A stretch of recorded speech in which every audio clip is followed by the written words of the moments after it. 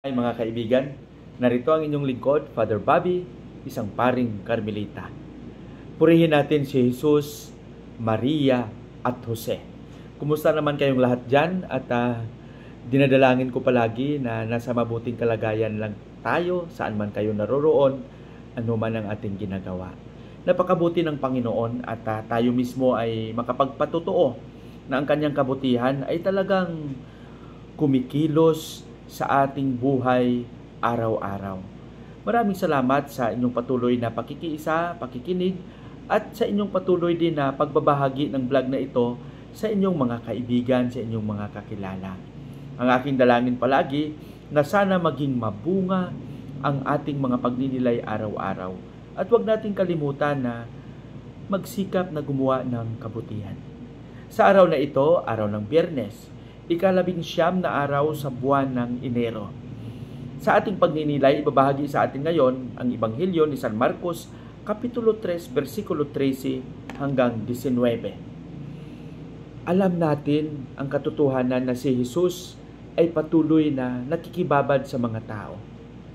Ang kanyang puso ay nasa karamihan, lalong-lalo na sa mga naghihirap, sa mga nagdurusa, sa mga hindi kinikilala, sa mga may sakit, at sa mga inabandona. Doon ang kanyang puso.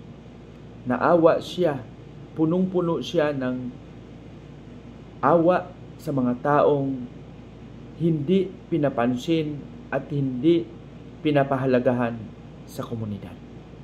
Kaya dahil doon, marami rin ang nagkagusto, marami rin ang hindi nagkagusto, at gaya ng sinasabi, palagi natin sa ating mga pagninilay, na palagi rin siyang hinahanapan ng kamalian upang sa gayon ay mayroong dahilan yung pagkasumbong, isumbong siya sa mga nasa kapangyarihan. At dahil doon, gusto ni Jesus na ibahagi din ang kanyang misyon na maipaabot ang mabuting balita, maipaabot ang kagandang loob ng kanyang Ama, ang paghahari ng Diyos. Kaya itinalaga niya ang 12 alagad. At ang misyon ni Jesus ay maipagpatuloy ng mga iilan na itinalaga niya.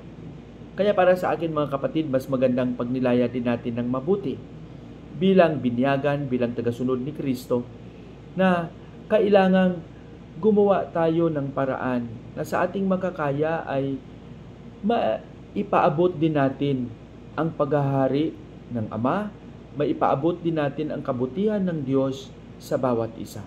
Sa ating mga karanasan, mas magandang tanungin din natin ang ating sarili. Sino-sino ba ang mga taong ating natulungan? Sino-sino ba ang mga taong nagbigay sa atin ng inspirasyon upang gumawa ng kabutihan? Nakaranas ba tayo ng awa sa kanilang kalagayan? Bilang binyagan, kaisa tayo sa misyon ni Jesus na maipaabot at maipadama ang kanyang paghahari. Sa ating panalangin, Panginoong Hesus, ang pagiging saksi mo ay napakahirap. Ngunit walang imposible sa lahat ng ito dahil sa iyong patuloy na paggabay sa amin. Maraming salamat sa iyong walang sawang pag-unawa. Maraming salamat sa liwanag na ibinuhos mo sa aming puso at isipan. Ikaw ang aming sandigan. Amen.